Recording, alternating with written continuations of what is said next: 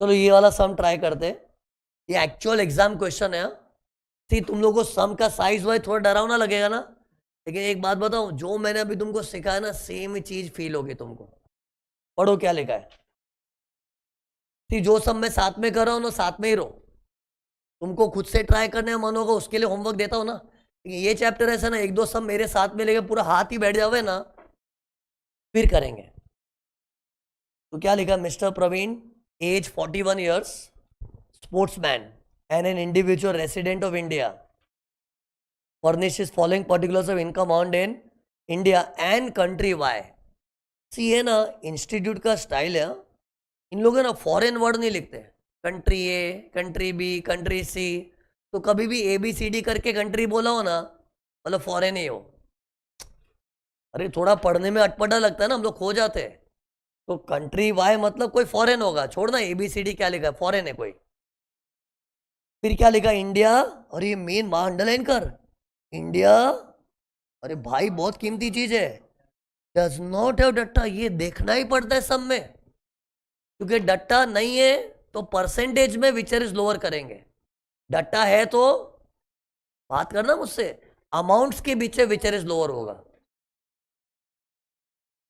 एक काम करो, सुनो, रुको रुको रुको, लास्ट लाइन पढ़ लो ना एक बार, क्या पूछा है। Compute the total income and tax payable by mister Praveen. See कभी भी टोटल इनकम और टैक्स पेएबल पूछा तो आंसर का हुलिया बताओ कैसा देखेगा। 5 वर्ड्स का एक स्टेटमेंट होगा, फिर सटक लटक विनिंग्स बैलेंस, सटक लटक विनिंग्स बैलेंस, गरीबों को रिबेट, अमीरों को सरचार्ज, सबके लिए हेल्थ इंश्योरेंस वाला पूरा वर्किंग करना पड़े। और ये भी लिखा है as per default tax regime, मतलब 115 BAC न्यू स्कीम के हिसाब से करना, न्यू स्लैब रेट्स।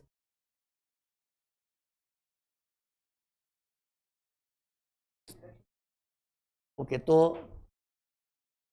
स्टार्ट करो। पहले ग्रॉस सैलरी दिया है, इमेजिन करो 5 वर्ड्स में कहां दिखाएंगे, बोलना, रिस्पॉन्स दो ना यार। इनकम फ्रॉम सैलरी तो उधर मैं जैसे बोलता हूँ वैसे लिखो, IFS। सी मुझे भरोसा है तुम लोगों को ट्राई कर दे दूंगा ना, मोस्टली सब बच्चों का राइट आएगा, मोस्टली बोल रहा हूँ अभी। लेकिन प्लीज मैं क्या चाहता हूँ, एक सम के थ्रू एक दो सिस्टम समझ लो। जैसे मार्क करने का सिस्टम है, लिख उधर IFS लिखा। अब बताओ सैलरी में स्टैंडर्ड डिडक्शन कितना है, ऐसे 50,000 होता है, लेकिन न्यू रिजीम में 75,000 है। वो सब माइंड में लेना पड़ेगा। तो सैलरी का चैप्टर CA फाइनल में नहीं है, लेकिन इतना बेसिक नॉलेज इज एक्सपेक्टेड। फिर interest on savings account with SBI 5 words में किधर आएगा, इफॉस, तो बाजू में लिखो उधर इफॉस।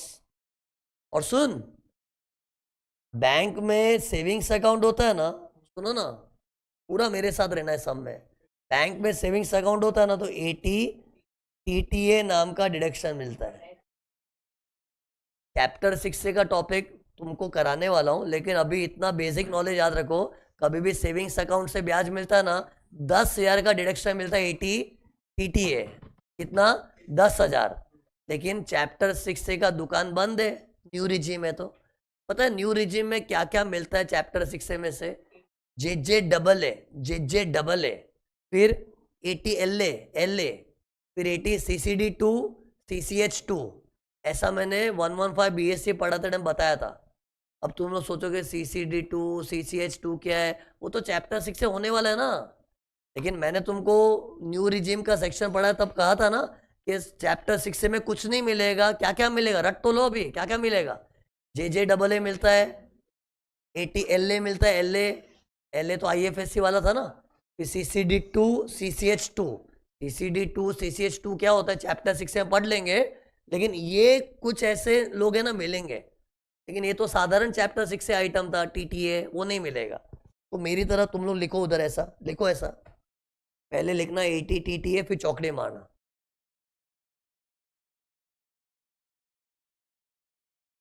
फिर व्हाट अबाउट डिविडेंड, कौन से हेड में आएगा, इफॉस, उधर लिखो इफॉस, इनकम फ्रॉम अदर सोर्सेस। फिर नेक्स्ट पॉइंट पढ़ना, गिफ्ट फ्रॉम, सॉरी पहले क्या लिखा, इनकम फ्रॉम कंट्री वाई। अब पता है यही मेन फसाद की जड़ है। क्यों बोला ऐसा मैंने, सी फॉरेन से इनकम आती है उसमें डबल टैक्स लगता है ना। सी इंडिया वाला इंडिया से कमा रहा है तो डबल के सिंगल टैक्स सिंगल। जैसे शीरीष इंडिया का है, इंडिया में क्लास खोल के बैठा है तो मेरे को डबल टैक्सेशन का तकलीफ होता ही नहीं है। फॉरेन से इनकम आई तब गड़बड़ होती है। तो ये पूरा गड़बड़ का सेगमेंट है। लेकिन उसका बाद में अभी चुपचाप हेड वाइज अरेंज करो इसको। कौन से हेड में आएगा बताओ। Gift from a friend. इधर क्या लिखा है, not taxed in country Y पे टैक्स नहीं लगता है। कभी भी इन लोग फॉरेन लॉ का तुमको बता रहे ना, मत सुनना। क्योंकि मैंने क्या बोला, हम लोग जो सम सॉल्व कर रहे हैं वो एक तरह से इंडिया में रिटर्न फाइलिंग के लिए हो रहा है ना, और इंडिया में तो इंडिया के नियमों से होगा। सिर्फ बार बार ये सब चीज तुमको है ना बीच में भटकाएगी, क्या बोल के फॉरेन में ऐसा होता है, फॉरेन में ऐसा होता है, फॉरेन में। मैंने क्या बोला, फॉरेन लॉ गया तेल लेने, अपने को इंडियन लॉ के हिसाब से करना है। हाँ, फॉरेन कायदा कब देखना है अपने को, जब बोल फॉरेन का रेट चाहिए होता है, फॉरेन में टैक्स कितना भरा है वो चाहिए, तब देखेंगे। बाकी अभी इस पे ध्यान ही मत दो। अभी बताओ इंडिया में गिफ्ट का क्या रूल है। 50,000 से बड़ी गिफ्ट मिली तो टैक्सेबल। तो ये कितने की गिफ्ट है, 90 है तो 50 के ऊपर टैक्सेबल। हम तो टैक्सेबल लेंगे फॉस में। फिर dividend taxed in country Y, मतलब इस पे कंट्री वाई वाला टैक्स हमारा, ठीक है ना, तभी तो डबल टैक्स हो रहा है। अभी डिविडेंड को कहाँ डालूं मैं, इफॉस में। से मेरे मगज में क्या चल रहा है, 5 एड्स बनाने का सटक लटक करना है ना, तो उसमें कहाँ डालूंगा। फिर रेंट ऑफ हाउस प्रॉपर्टी, इस पे भी वहां टैक्स लग रहा है, ठीक है ना। अपने को किधर दिखाना है, income from house property, IFHP। फिर ये देखो, municipal taxes in respect of above house not allowed as deduction in country Y, वहां डिडक्शन नहीं मिलता है। मैंने क्या बोला, मत ध्यान दो। इंडिया क्या क्या लॉ है बताओ। इंडिया में कोई रेंट कमाता है तो उसको म्युनिसिपल टैक्स काटने मिलता है, फिर जो नेट रेंट का 30% स्टैंडर्ड डिडक्शन मिलता है। तो हम लोग इंडियन नियमों से करेंगे। तुम लोगों को देखो धीरे धीरे लगेगा सर उस बात के ऊपर इतना रिपीट रिपीट क्यों कर रहे थे। हर सम में इन लोग डालते हैं, और जब बड़े सम में डालते हैं ना तो एक बार डर लग जाता है। एक बार इससे मैंने हैमर किया है, इंडियन लॉ से ही करना है। फॉरेन लॉ एक बार और बोल दे दो भाई, फॉरेन लॉ पे कब ध्यान देंगे, जब फॉरेन का रेट निकालना है और फॉरेन में जो टैक्स एक्चुअली कितना भरा वो निकालना है तब। बाकी सब इंडियन लॉ। तो टेल मी इसका हम लोग क्या करेंगे बताओ। हम लोग तो लेंगे ना डिडक्शन इंडियन लॉ में, तो मेरी तरह तुम लोग भी लिखो ना डिडक्शन।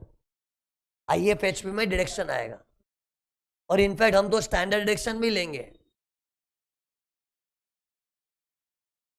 देखो उसका डाउट क्या में, सर ये तो न्यू रिजिम वाला सम है ना, न्यू रिजिम में स्टैंडर्ड डिडक्शन थोड़ी मिलता है। मिलता है, revise income, revise income, please revise income. अभी न्यू रिजिम में क्या मिलता है क्या नहीं, तुम लोग न्यू रिजिम की थियरी खोल के रख लेना। वीडियो लेक्चर वालों तुम लोग भी थियरी खोल के रखना। चलो बात छिड़ी तो बता देता हूँ। हाउस प्रॉपर्टी के हेड में ना, न्यू रिजिम में ना, जो सेल्फ ऑक्यूपाइड प्रॉपर्टी को इंटरेस्ट डिडक्शन मिलता है ना 2 लाख का, वो नहीं मिलेगा।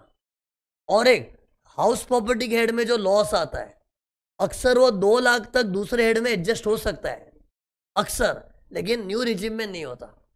इतना ही न्यू रिजिम में था इनकम फ्रॉम हाउस प्रॉपर्टी के हेड में, लेकिन स्टैंडर्ड डिडक्शन तो मिलेगा ही ना। एक सुनो, मैं अपना एक्सपीरियंस बता, सुनो ना प्लीज सुनो।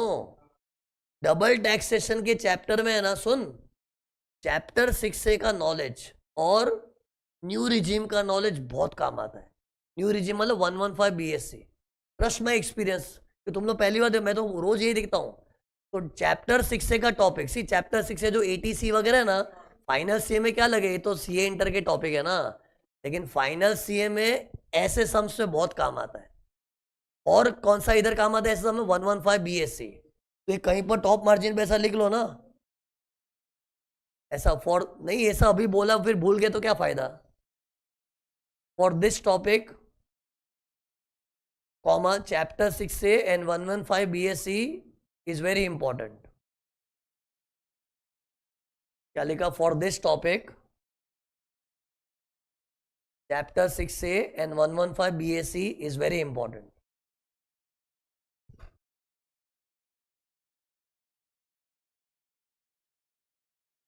ओके, फिर कहां थे हम लोग, आगे देखो क्या लिखा है। पढ़ो, business loss not allowed to be set off in country Y. अरे कंट्री वाई वाले सेट ऑफ ही नहीं करने देते। पहले पता ये धंधे का लॉस कौन से देश से हुआ है? कंट्री वाई से हुआ है। लेकिन क्या बोलो, वहां सेट ऑफ नहीं मिलता, नहीं मिलता तो नहीं मिलने दो। अभी हम लोग रिटर्न कहाँ फाइल कर रहे हैं? भारत में। भारत वाले तो बिजनेस लॉस देते क्या? Business loss can be set off anywhere except salary. Indian नियमों से चल रहा हूं देख। तो हम लोग क्या करेंगे? इग्नोर के सेट ऑफ, लिख उधर set off anywhere except salary. What about royalty income? IFOS. लेकिन पता है रॉयल्टी इनकम है ना, सुनो ना, पेटेंट से रॉयल्टी मिलता है ना, 80 आरआरबी डिडक्शन है। बुक्स की रॉयल्टी का 80 क्यूक्यूबी। चैप्टर 6 से में 2 सेक्शन है, डोंट वरी, चैप्टर 6 से भी हम लोग पढ़ लेंगे। लेकिन क्या थोड़ा बहुत तो सी इंटर का हल्का फुल्का तो याद आएगा ना, कि बुक्स की रॉयल्टी का 80 क्यूक्यूबी में 3 लाख डिडक्शन मिलता है, और पेटेंट की रॉयल्टी का 80 आरआरबी। रट लो ना अभी सही, बुक्स की रॉयल्टी 80 क्यूक्यूबी, पेटेंट की रॉयल्टी 80 आरआरबी, 3-3 लाख का डिडक्शन मिलता है। लेकिन बुक्स या पेटेंट हो तो ये बुक भी नहीं है, पेटेंट भी नहीं, आर्टिकल लिखा है जर्नल में, न्यूज़पेपर में, जर्नल वर्नल में आर्टिकल लिखने का रॉयल्टी है ना, उसका तो मिलता भी नहीं है। कोई किताब लिखी होती ना, किताब, तो 80 क्यूक्यूबी में 3 लाख का डिडक्शन है। लेकिन वो किताब लिखी होती तो खैर, इस समय तो वैसे भी चैप्टर 6 का दुकान बंद है, क्यों? न्यू रिजिम है। अरे मैं खाली बात कर रहा हूँ, क्योंकि मेरे माइंड में क्या चल रहा है, ये सब नहीं, मैं बच्चों को पूरा ट्रेन करूँ कि कुछ और आ गया तो भी आना चाहिए, खाली यही पढ़ना है तो भगा के खत्म कर सकता हूँ यार। तो इधर अगर चैप्टर 6 से लेना भी होता ना, ओल्ड रिजिम वाला सम होता, तो भी 80 क्यू भी नहीं आएगा, because for writing articles you don't get chapter 6 से, it is for writing books. ये तो पेंसिल से लिख दो, नॉट एलिजिबल इन 80 क्यू भी, आर्टिकल्स है ना ये। अरे इस समय तुमको लग रहा है ये फिजूल में बातें हो रही है, कोई जरूरत नहीं है। इस समय फिजूल क्यों लग रहा है? क्योंकि न्यू रिजिम का समय ना, न्यू रिजिम में तो वैसे भी चैप्टर 6 से नहीं मिलता है।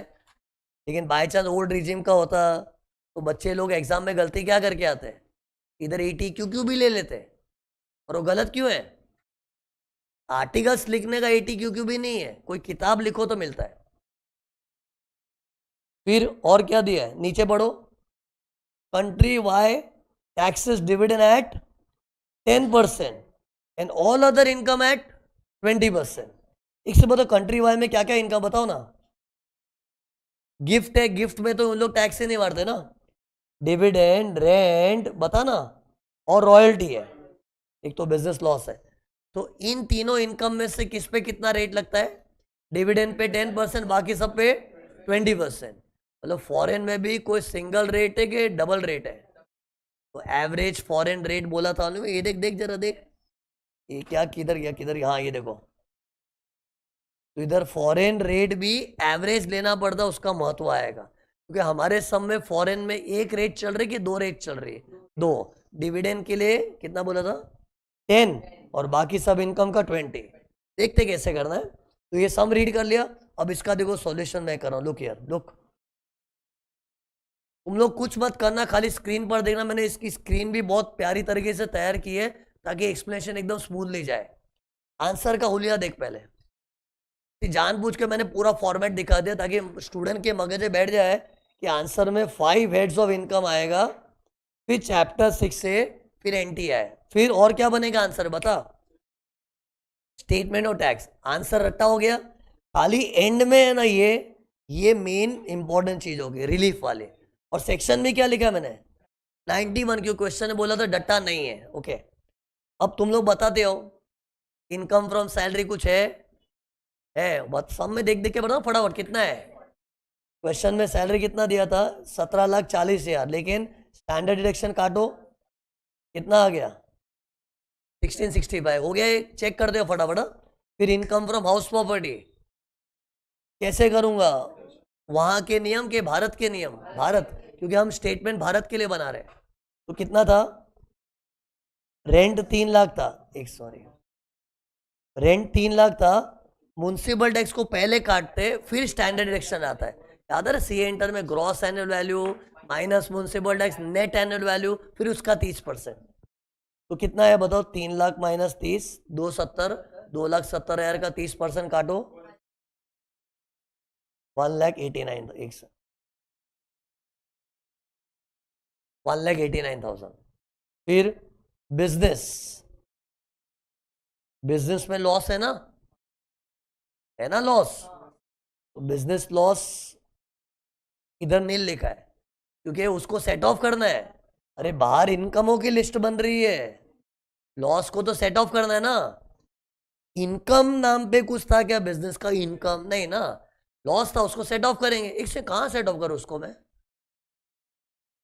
सैलरी में नहीं कर सकता, तो मैं चाहूं तो हाउस प्रॉपर्टी में भी कर सकता हूं और इफॉस इनकम में भी कर सकता हूं, कहीं भी कर सकता हूं, मेरी मर्जी, उससे कुछ फर्क नहीं पड़ेगा, anywhere you can set of. Okay, लेकिन मैंने इस सब में क्या किया, इनकम फ्रॉम अदर सोर्स में सेट ऑफ किया है। इधर तो नील क्यों लगा, क्योंकि इनकम जैसा तो कुछ नहीं है ना। फिर कैपिटल गेन है सब में, नहीं अपने सब में था ही नहीं, सम रीड किया ना हम लोग ने मिलके। अब बताओ इफॉस में क्या क्या था, गिन के बताओ।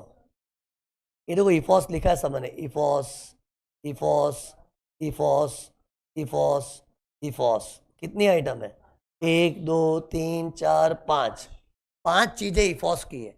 नाम से बताओ एक एक करके। पहला क्या था, इंटरेस्ट ऑन सेविंग्स अकाउंट, एक एक दिखते जाएगा, देखो interest on savings account, amount कितना है 50,000। फिर और क्या था, मैं ऊपर से लाइन से आ रहा हूँ।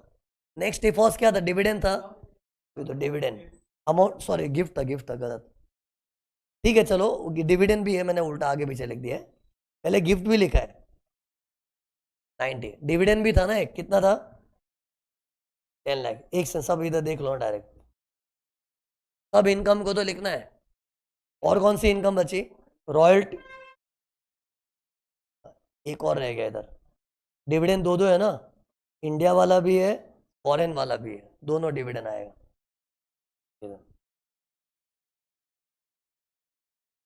अरे जितना भी इफॉस है सब लिख दिया ना, और कोई इफॉस बचा है, अरे कुछ किया नहीं, खाली कॉपी किया, सोचो मत कहाँ कहाँ से है, सब में से छापा है सीधा। ओके, अब अपने को है ना इधर बिजनेस का लॉस दिया था ना, वो इधर सेट ऑफ कर लेते हैं। ओके, मैं चाहता तो इधर भी सेट ऑफ कर सकता था, किधर हाउस प्रॉपर्टी में, लेकिन मैंने इधर सेट ऑफ किया है, देखो बिजनेस लॉस, ठीक है। कुछ नहीं किया, सब में जो डिस्कस किया था उसको प्रॉपरली अरेंज किया हेड वाइज।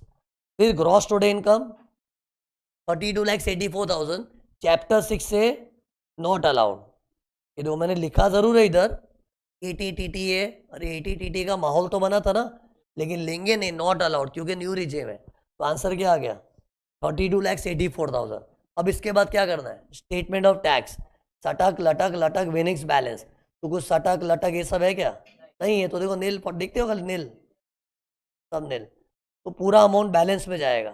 था कितना अमाउंट 32,84,000 था ना, तो वो इधर आएगा 32,84,000। फिर इस पे टैक्स निकालो, कैलकुलेटर तैयार रहो, ऐसे आलसी की तरह बैठो मत।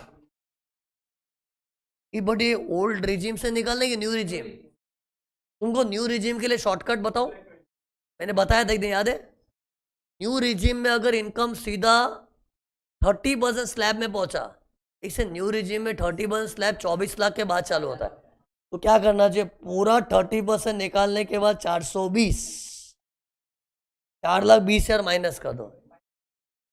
देखो शॉर्टकट ऐसे में काम आता है, कोई टफ चीज थोड़ी है स्लैब रेट निकालना, लेकिन शॉर्टकट कितना काम आता है। अब एग्जाम में थोड़ा बहुत टाइम बचा, फटफट पेपर सॉल्व करना है, सोचे शॉर्टकट नहीं पता होता तो अटक जाता ना बच्चा। सी ओल्ड रिजीम का शॉर्टकट इतना याद रहना, सीनियर सिटीजन में नहीं चलता, वो जवानों के लिए था, लेकिन न्यू रिजीम में तो सबका स्लैब कॉमन है, तो ये 4,20,000 का शॉर्टकट चलेगा, बट वो भी अपना इनकम एकदम 31 स्लैब में होता। क्या है आंसर 565,200। फिर सरचार्ज नहीं आएगा क्योंकि इनकम 50 लाख से ऊपर नहीं है।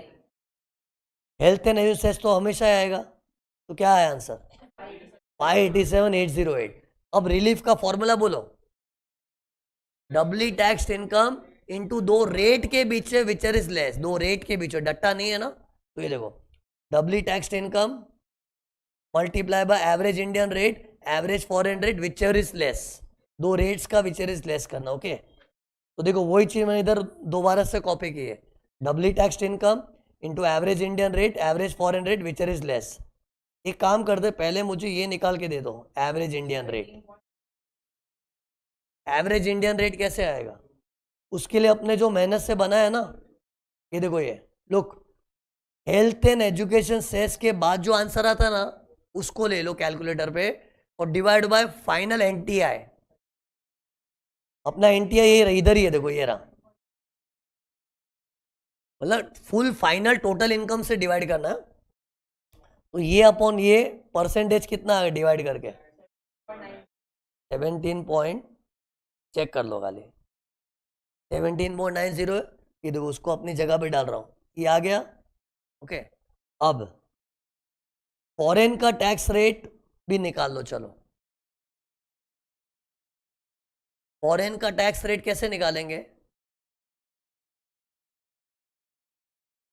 अरे रेट का फॉर्मूला सिंपल है, सुनो, फॉरेन का टैक्स अपॉन फॉरेन की इनकम, फॉरेन के नियमों से। अरे फॉरेन का टैक्स अपॉन फॉरेन की इनकम।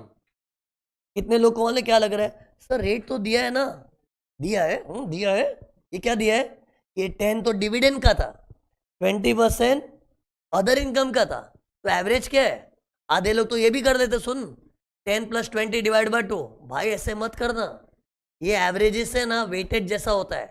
तो क्या करेंगे, टोटल फॉरेन में टैक्स कितना भरा वो निकालो, डिवाइड बाय फॉरेन की टोटल इनकम। करो क्या, ये ट्राई करो। चलो, फॉरेन में कितना टैक्स भरा होगा, एक से सुनो, गिफ्ट पे टैक्स भरा था फॉरेन में, इधर लाइन से चलो ना, इधर गिफ्ट पे तो लगा ही नहीं था। डिविडेंड पे भरा था, कितना भरा था, 10% भरा था।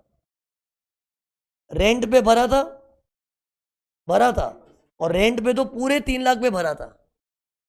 सी, अभी फॉरेन का नियम देखना होता है, मैंने तुमको बोला था ना, फॉरेन का नियम कब देखना, जब फॉरेन का टैक्स कैलकुलेट करना है, वो तो फॉरेन के नियमों से आएगा ना। तो टेल मी, फॉरेन में रेंट पे पूरे 3 लाख पे टैक्स लगा होगा, और स्टैंडर्ड डिडक्शन कोई बोले उसका, स्टैंडर्ड डिडक्शन को कुछ बोला ही नहीं है, तो बोलने का जरूरत, स्टैंडर्ड डिडक्शन का कल्चर इंडिया में ही है, वहां नहीं, वहां स्टैंडर्ड डिडक्शन होता होगा, क्यों, किसने बोला होता होगा, 30%, इंडिया का 30% उधर चलता है, कुछ नहीं बोला है, मतलब उधर भी स्टैंडर्ड डिडक्शन नहीं है, और म्युनिसिपल टैक्स भी नहीं है। अरे फॉरेन में स्टैंडर्ड डिडक्शन मत लेना। नहीं, कितने लोगों ने इधर डिस्कशन किया मुझसे, सर लेकिन इधर लिखा तो नहीं है ना, तो 30% लेंगे ना। अरे भाई 30% का सिस्टम ही इंडियन इनकम टैक्स में सेक्शन 24 में दिया है, इंडिया का सेक्शन है वो, तो वहां क्यों लगा रहा है, और वहां कुछ नहीं बोला है, तो इट इज अज्यूम्ड कि वहां स्टैंडर्ड डिडक्शन का रिवाज नहीं है। उल्टे का उधर तो म्युनिसिपल टैक्स भी लेस नहीं करने देते, लिखा है इन लोग ने, तो पूरे रेंट पे लगा होगा, और रॉयल्टी पे भी टैक्स लगा होगा उधर। तो मैं चाहता हूं तुम लोग निकालो, फिर मैं अपना आंसर बताऊंगा। ये देखो, ये क्या लिखा है, पढ़, एवरेज फॉरेन रेट का वर्किंग है, ये देख क्या क्या लिखा है, फॉरेन में डिविडेंड पे टैक्स भरा है, रेंट पे, रॉयल्टी पे। मैंने गिफ्ट क्यों नहीं लिया, गिफ्ट नहीं लगेगा, और फॉरेन में अपना धंधा भी है, उसका लॉस भी है, लेकिन उसका सेट ऑफ भी नहीं है। अरे दो चीज मैंने छोटी सम की, वहां का गिफ्ट और वहां का बिजनेस लॉस, और वहां के गिफ्ट पे वहां टैक्स ही नहीं लगता, तो टैक्स आएगा ही नहीं ना उसपे। तो अमाउंट क्या है, डिविडेंड पे अमाउंट ये है ना, चेक कर लो खाली, सही है। गौर किया तुम लोग, रेंट का मैंने फुल अमाउंट लिया है विदाउट डिडक्टिंग म्युनिसिपल टैक्स, कि वहां अलाउड नहीं है। ओके, और स्टैंडर्ड डिडक्शन तो इंडिया का ही है, वहां होगा ही नहीं। क्या गया, तो अमाउंट क्या आया, 127, और इनकम कितनी, ये परसेंटेज, समझा है कैसे है। उसी मैंने स्टार्टिंग में पहले सब में ना ठोक ठोक के रिपीट कर ही दिया है, फॉरेन का लॉ किधर काम आता है बताओ, जब फॉरेन का टैक्स निकालना है, फॉरेन का परसेंटेज चाहिए, तो फॉरेन के नियमों से ही होगा ना, बस उतने के लिए ही काम आता है। बाकी पूरा जो अपना मेन वर्किंग चल रहा था ना, ये पूरा इंडियन नियमों से किया था हमने। देख, रेंट के अंदर स्टैंडर्ड डिडक्शन वगैरह लिया था क्योंकि मेन कंप्यूटेशन तो इंडिया के लिए हो रहा है, तो it will be as per Indian law. ये क्लियर है ना पहले? तो ये अभी इसका क्या करना है? अरे इसको विचर इज लेस में डालना पड़ेगा ना इधर।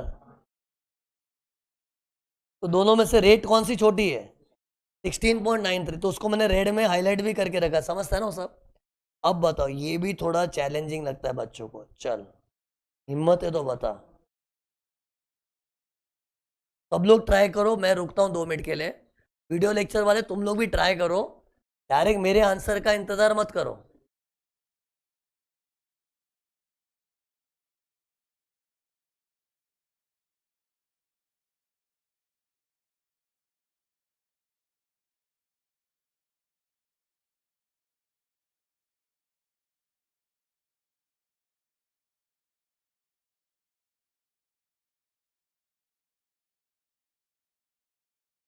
डबली टैक्स्ड इनकम,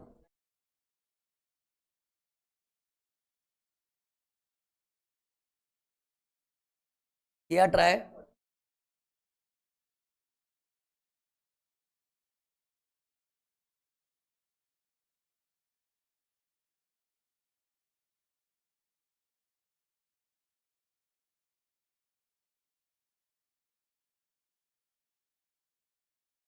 किया? अभी सुनो सुनो, तुम लोग आंसर मत सुनना, मैं कैसे सोच रहा हूं उस पर ध्यान देना। डबली टैक्स्ड इनकम मतलब बेसिकली फॉरेन की इनकम है, क्योंकि फॉरेन की इनकम को डबल डबल लग रहा है ना। इंडिया वाला इंडिया में ही कमा रहा है, तो उस पर डबल होता ही नहीं है। जब डबली बोलते हैं डबली, तो डबली वाली चीज किसके साथ होती है? फॉरेन। तो मेरी पूरी नजरें फॉरेन इनकम पे होनी चाहिए, ओके। और वो भी है ना, फॉरेन की इनकम जिसके साथ डबल डबल हो रहा है। फॉरेन की कोई इनकम है, उसके साथ सिंगल व्यवहार हो रहा है, डबल वाला नहीं, तो भी डबली नहीं आएगा। डबली मतलब एक तो वो फॉरेन की इनकम होनी चाहिए, और उसके साथ डबल डबल अत्याचार हुआ है। तो जैसे गिफ्ट है फॉरेन से आया हुआ, है तो फॉरेन का है, लेकिन उसके साथ डबल डबल अत्याचार हुआ ही नहीं है। इंडिया ही मार रहा है गिफ्ट पे टैक्स, वो लोग तो मारे भी नहीं, तो डबली में नहीं आता है। मैं चाहता हूं ये शब्द को फील कर, डबली टैक्स्ड। डबली मतलब ऐसी इनकम जो है वो फॉरेन की, वो फॉरेन में भी टैक्सी गई, इंडिया में भी टैक्सी गई, तब जो जाके बोलेंगे डबली। और वो भी एज पर इंडियन कानून। जैसे मैंने बताया ना अपना वो वाला सम में, वहां आपको 2 लाख का रेंट दिखाना पड़ा, इधर तो 140 ही दिखाते हो ना, इधर तो 140। अरे वो याद रहे ना मेरा सम। तो डबली तो इंडियन नियमों के हिसाब से आएगा ना। तो बताओ इधर के प्रिंसिपल्स बताओ, एक तो इंडियन नियमों के हिसाब से करना है, वो तो अपना रूल ही है, सब इंडियन नियम से करना है। और डबली मतलब फॉरेन वाली इनकम पे नजर होनी चाहिए, और ऐसी इनकम है जो वहां भी टैक्सी गई है, यहां भी टैक्सी गई है, डबली। एंड पूरा working should be as per Indian law. तो ये देखो वहां से क्या क्या इनकम है, सब में स्टार्टिंग से देख लो क्या क्या था वहां से। जो कंट्री वाई फॉरेन की इनकम पे मेरी आंखें है। बताओ वहां गिफ्ट मिला था अपने को, लेकिन उसको डबली बोल सकते हैं क्या?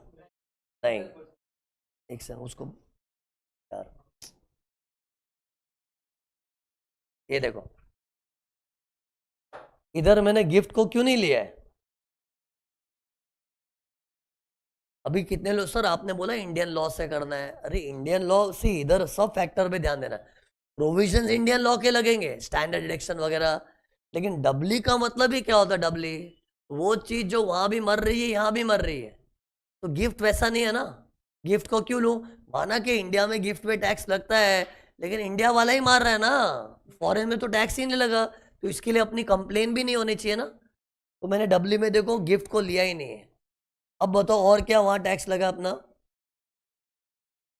वहां डिविडेंड था, उधर भी टैक्स लगा, इधर भी लगा है, तो लेंगे इधर।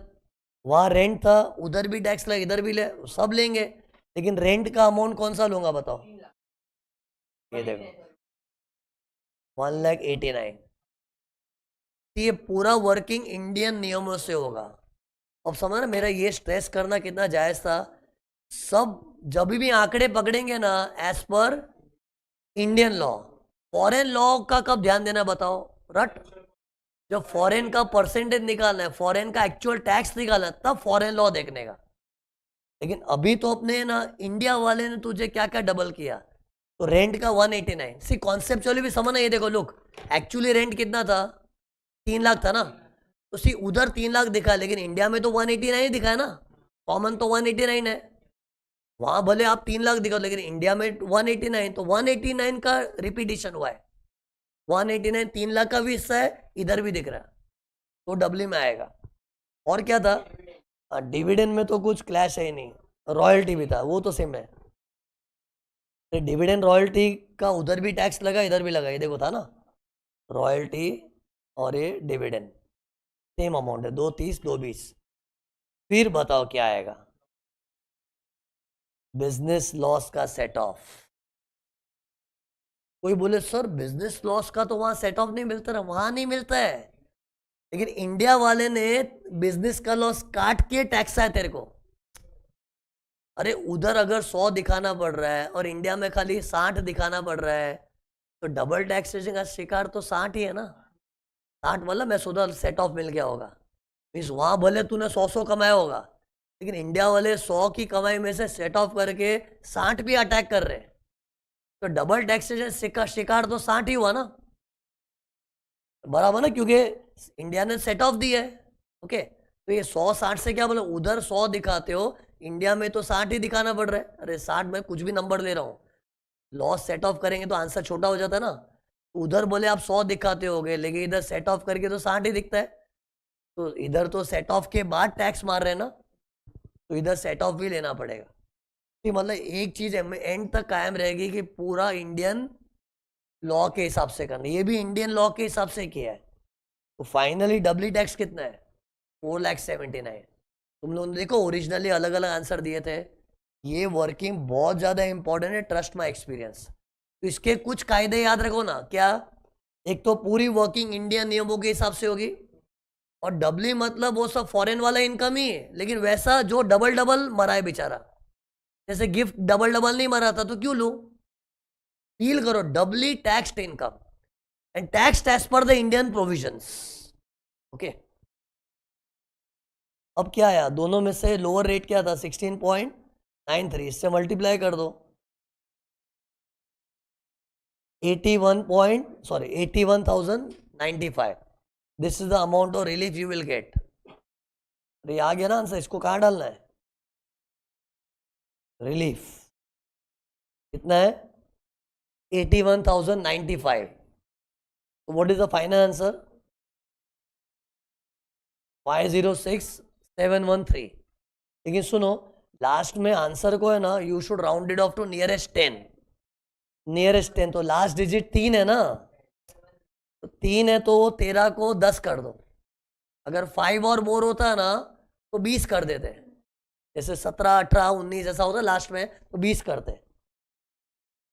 ये तो मैंने एक दिन बताया था ना पहले, राउंडेड ऑफ टू नियरेस्ट 10।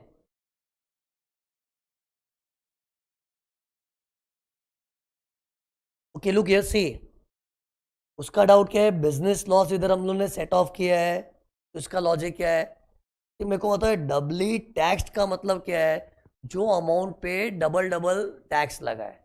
तो सी ऐसे मैं कुछ भी रैंडम अमाउंट ले रहा हूँ कि फॉरेन में कोई बंदा 100 रुपया कमा रहा है और 40 का लॉस किया है, 100 कमाया है और वहाँ उसको 40 का ही धंधे में लॉस हुआ है, ऐसे कुछ भी अपना नंबर ले रहा हूँ, इमेजिन कर ऐसा, फॉरेन में अपनी 100 की कमाई है और 40 का उधर लॉस हुआ है, तो वहां का लॉ क्या बोलता है, लॉस का सेट ऑफ नहीं मिलेगा, तो वहां पूरा 100 दिखाना पड़ता है। लेकिन वही 100 वाली इनकम जब इंडिया में रिपोर्टिंग होती है तो सेट ऑफ के साथ, क्योंकि इंडिया वाले तो लॉसेस का सेट ऑफ देते हैं, तो सोचो वो फॉरेन की 100 वाली इनकम इधर दिखाएंगे तो 40 का सेट ऑफ करके 60 ही दिखाना है, तो मतलब टैक्स उधर पूरे 100 पे लग रहा है, इधर 60 पे लग रहा है, तो इधर देख 100 और 60 कॉमन क्या है, 60 ना, तो 60 ही डबल हुआ ना, तो मतलब 60 is what after set of, तो मैं वही तो किया हूं इधर में। सी उधर अपने को लॉस को एडजस्ट नहीं करने मिलता, पूरी इनकम पे लगता होगा, अरे उधर लगता होगा, लेकिन इधर तो एडजस्ट होके होता है ना। सी अपने को वो फिगर चाहिए जो डबल डबल मर रहा है, तो उधर 100 दिखाते हो, इंडिया में 100 में से 40 का लॉस सेट ऑफ करके 60 ही दिखाते हो, तो डबल रिपोर्टिंग तो 60 की हुई ना, इसलिए इधर हम लोग ने सेट ऑफ करके लिया। और सी तुम लोग वो वाला प्रिंसिपल फॉलो करोगे ना, सर ने क्या बोला, सब इंडियन नियम से करना है, और इंडिया में बिजनेस लॉस का सेट ऑफ मिलता है ना, इंडिया तो सेट ऑफ देने के बाद टैक्स मार रही है। ये देखो हम लोग खुद टैक्स निकाले थे इधर, ये हमने जो इस पे ये टैक्स निकाला था ना, ये इसमें हम लोग ने बिजनेस का लॉस सेट ऑफ किया, सेट ऑफ करने के बाद टैक्स मारा। तो फिर हम लोग इंडियन गवर्नमेंट को थोड़ी कंप्लेन कर सकते हैं, इंडिया तो बोले भाई तेरा लॉस को हमने सेट ऑफ भी करने दिया है, तो हमने डबल पूरे को नहीं, नेट अमाउंट को डबल किया है। नेट मतलब after setting of the loss. Yes,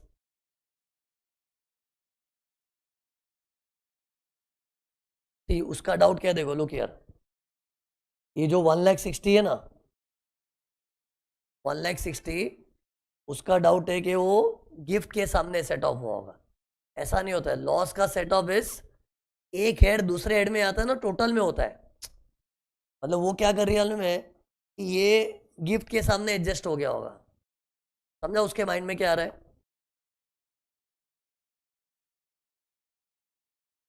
मतलब वो क्या सोच रही है कि ये गिफ्ट, इंडिया में तो गिफ्ट दिखाया होगा, अरे इंडिया में गिफ्ट दिखाया होगा और गिफ्ट के सामने बिजनेस का लॉस एडजस्ट हो गया होगा, कि ऐसा क्यों करना चाह रही है मालूम है, ताकि इधर जान दो ये। मतलब उसका क्या कहना है कि बिजनेस लॉस ऐसा मान लो ना कि हालांकि गिफ्ट डबल टैक्सेशन का शिकार नहीं है, लेकिन इंडिया में तो गिफ्ट दिखाना पड़ता है ना, तो उधर एडजस्ट हो गया होगा, और उधर एडजस्ट हो गया होगा तो उसको यहाँ मत लो। वो ऐसा क्यों चाह रही है बताओ, ताकि ये अमाउंट बड़ा आ जाए, और ये अमाउंट बड़ा होगा तो रिलीफ बड़ी मिलेगी।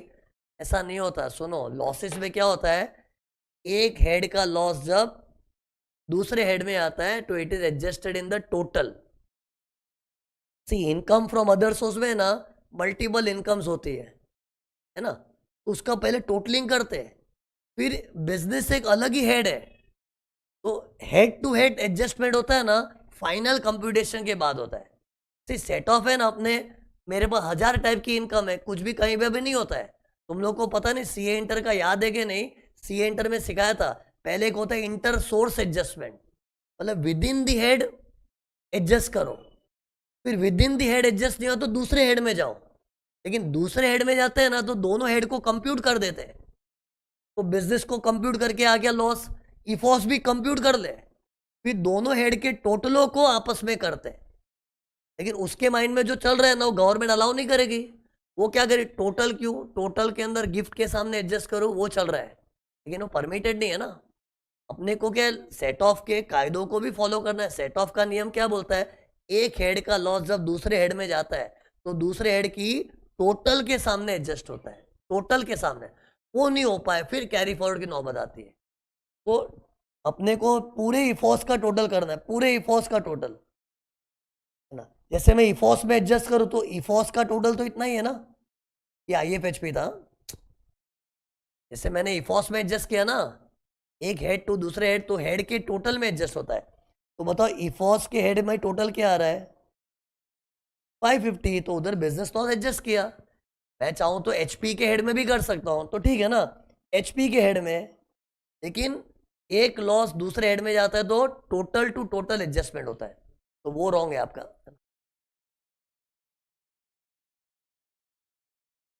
जैसे सी उसका डाउट क्या है, अगर ये सारी इनकम होती नहीं कुछ, है ना, अरे तो मैंने फिर इसके सामने, हाँ फिर हम लोग बता सकते हैं, हाँ सी अगर अपने पास है ना इफोस में कुछ इनकम ही नहीं होते, सिर्फ गिफ्ट होता है एक बहुत बड़ा सा, हाँ तो ठीक है, इफोस के टोटल में खाली इकलौता गिफ्ट ही है, तो बराबर है। सी इफोस का टोटलिंग क्या होता है, इनकम फ्रॉम अदर सोर्स, पूरे इफोस के टोटल में इकलौता गिफ्ट ही था मान लो, और वो डबल ही नहीं हुआ है, हाँ तो ठीक है दिखा देंगे, हमने उधर एडजस्ट कर दिया। हाँ नहीं समझा ना, अब उसका डाउट वैलिड है, कब सुनो, समझे डाउट, वीडियो लेक्चर सुनो ध्यान से। ये लोग क्या बोल रहे हैं कि अगर इफोस में है ना सिर्फ एक गिफ्ट वाली चीज होती, मतलब ये सब जान दो, इफोस के हेड में ना खाली गिफ्ट होता और वो डबल ही नहीं हुआ है, तो हम लोग बिजनेस लॉस को ऐसे भी था, गिफ्ट में एडजस्ट हो गया कि गिफ्ट को तो वैसे भी इस लिस्ट में शामिल नहीं कर रहे ना, तो लॉस दिखा तो उधर ही एडजस्ट हो गया है कि अपने स्ट्रगल क्यों कर रहे हैं, लॉस को इधर नहीं ले हुए, क्योंकि ये लॉस के आने से क्या है, अपना आंसर छोटा हो गया है, और आंसर छोटा हो रहा है तो रिलीफ छोटी हो रही है ना। तो इसके लिए क्या सब बच्चे लोग जुगाड़ लगा रहे हैं कि यार सर ये अपना आंसर छोटू सा हो गया यार, वो किसके कारण, बिजनेस के लॉस के कारण। तो सी उसके लिए जुगाड़ कब हो सकता है, अगर अपने पास इफॉस के हेड में सिर्फ गिफ्ट होती, और गिफ्ट तो यहाँ डब्ल्यू में काउंट ही नहीं हो रहा है, तो हम कह सकते हैं गवर्नमेंट को कि हमारा बिजनेस का लॉस हमने गिफ्ट में एडजस्ट कर लिया, वो हो गया, और अपना ये फिर ये पूरा का पूरा इधर लेने मिलता है ना। लेकिन अपने सब में ऐसा नहीं, अपने तो क्या है, ये बिजनेस का लॉस मेरे पास दो ही चॉइस है, या तो एचपी में एडजस्ट करूं या इफॉस में। सैलरी में तो कर ही नहीं सकते, है ना। फिर सैलरी तो इधर आएगा भी क्योंकि डब्ल्यू में नहीं आ रहा है, सैलरी उसकी इंडिया में। तो मेरे पास बिजनेस का लॉस या तो एचपी में एडजस्ट करना है, उधर कर लो, या इफॉस में भी करना है तो इफॉस की इंटरनल आइटम नहीं टोटल के साथ, और इफॉस का टोटल 550 है तो उधर एडजस्ट कर दिया। तो इन शॉर्ट ये लॉस एडजस्ट करना पड़ेगा। एनीवे से बात क्यों हो रही थी, ताकि क्या कुछ ऐसा रास्ता मिल जाए कि इधर लॉस एडजस्ट नहीं हो तो अपना ये आंसर बड़ा हो जाए। एनीवेज रियल लाइफ में प्लानिंग वगैरह करना अलाउड होता है इधर।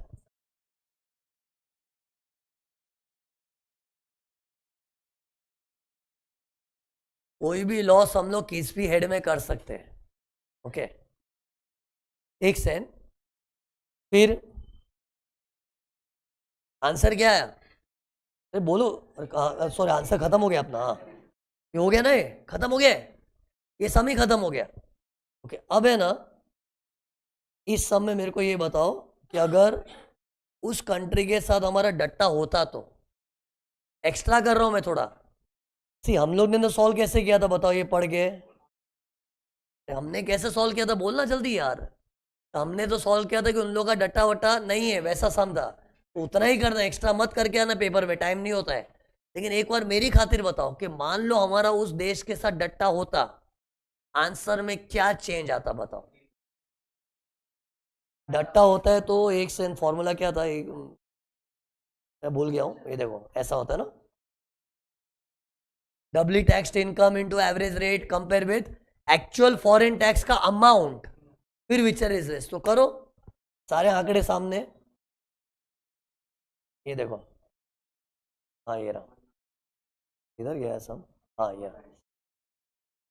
ये देखो, पढ़ो क्या लिखा है, amount of relief if there is DTAA. तो फॉर्मूले में क्या आएगा, doubly tax income into average rate और tax paid in foreign country. तो इसका है ना एक्चुअल अमाउंट बताओ कितना है, हम लोगों ने थोड़ी देर पहले निकाला भी था, देख निकाला था ना, 1,27,000 इज द एक्चुअल फिगर जो भरा था, उसका एक्चुअल अमाउंट है 1,27,000। और अपना W tax income into average rate, एक सेकंड, डब्ल्यू कितना, डब्ल्यू अपना 4,70,000 है अपना, डब्ल्यू है इनटू एवरेज इंडियन रेट क्या है 17.95, सॉरी 90, क्या है आंसर। अब विचर इज लेस में क्या आ रहा है 85741, तो आंसर क्या था 85741। तो इधर देखो अपना कुछ अलग ही आया था,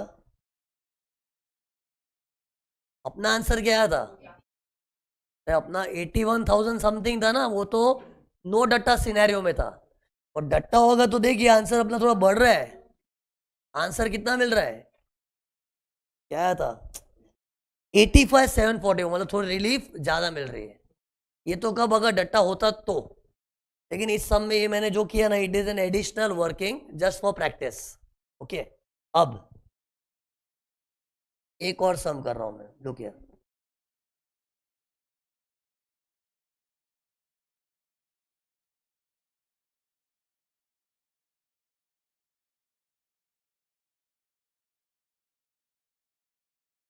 सुनो, अगला सम करने के पहले ना थोड़ा तुमको एक्स्ट्रा नॉलेज देना पड़ेगा।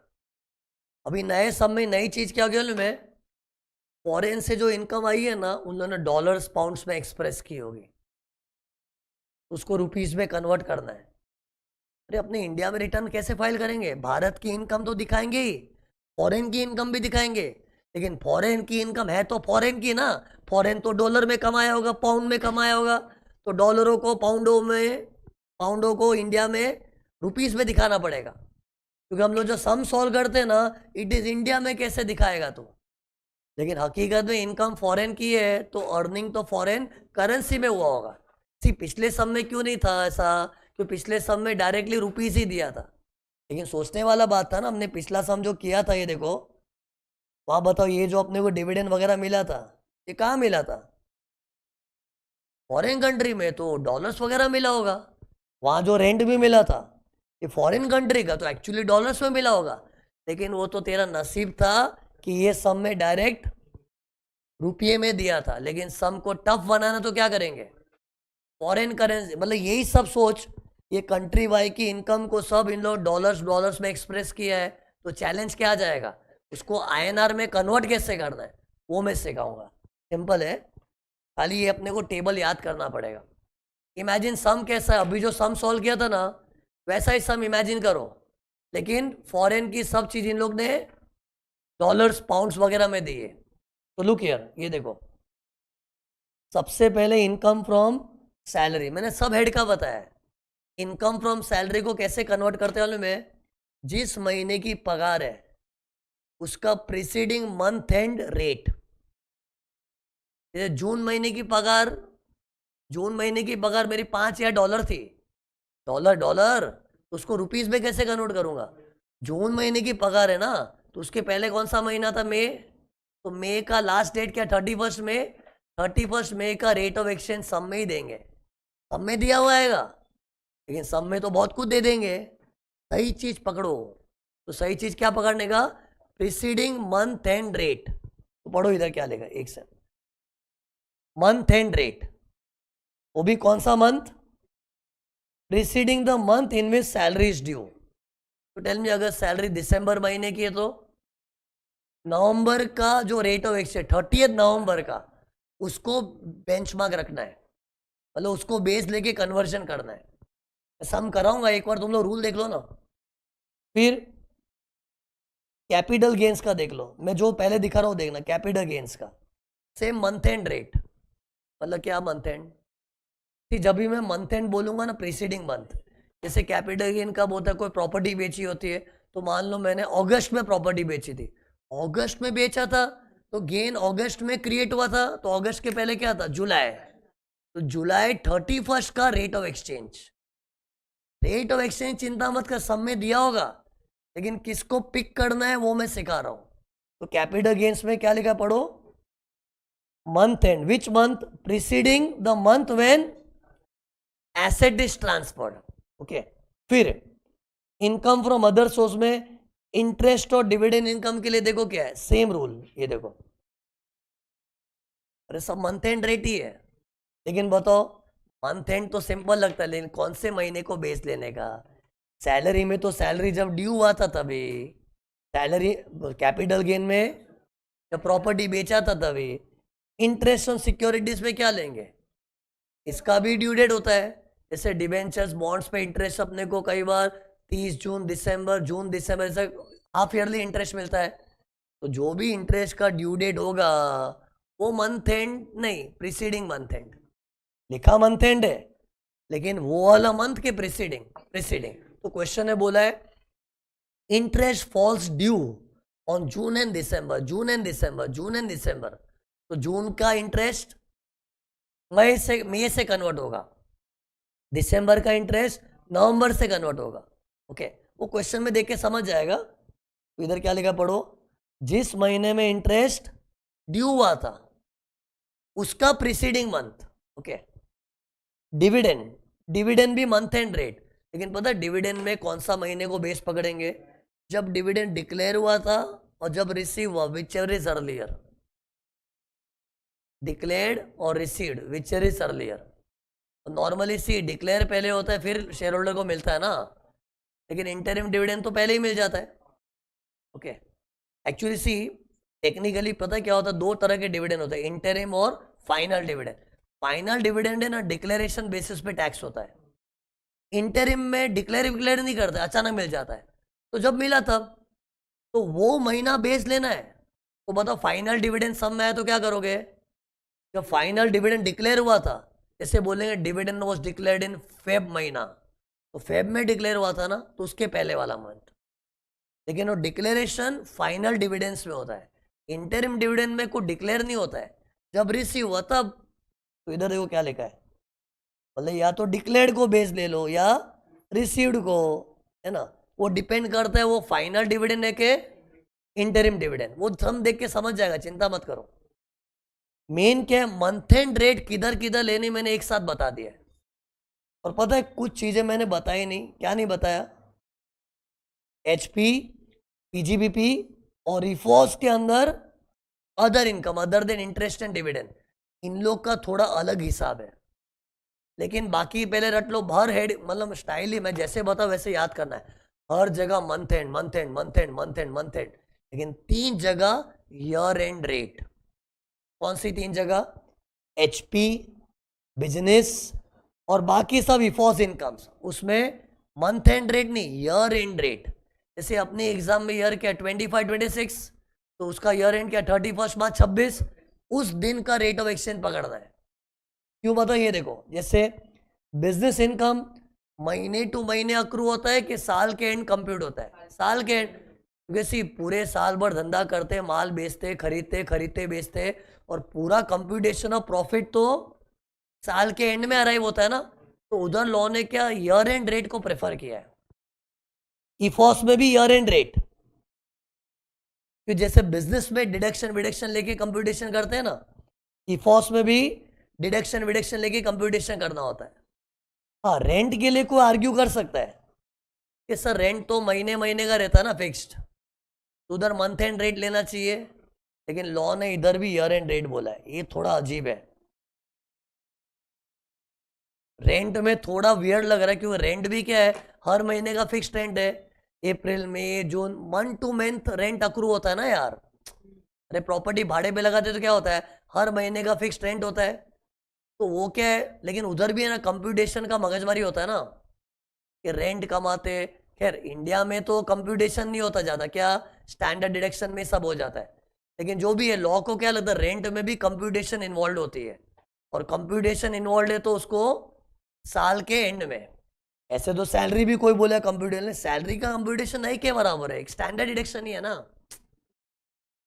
बाकी तो हर महीने की जो सैलरी आती पूरी पूरी टैक्सेबल होती है। ऐसे तो रेंट में भी कोई आर्ग्यू कर सकता है, लेकिन जाने दो ना, अभी गवर्नमेंट ने क्या स्टैंड लिया है, ईयर एंड रेट।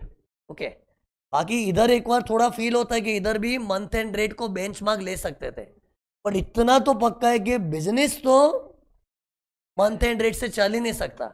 इतना बड़ा धंधा है तो उसका प्रॉफिट तो साल के एंड में ही अराइव होता है। और ये भी ठीक है, थोड़ा हाउस प्रॉपर्टी का अटपटा लग रहा है, लेकिन anyways we can not change the law, we have to accept the law. और बाय द वे ये सब कहाँ लिखा है मालूम है? Rule 115, income tax rules 1962। तो tell me how to remember. सब month end month end month end month end month end, खाली 3 जगह रट लो, क्या? एचपी, पीजीबीपी, इफॉस में other than interest and dividend, ये जगह ईयर एंड है, उसको याद करना है। इसलिए देखो मैंने लिखा भी रेड कलर में पूरा।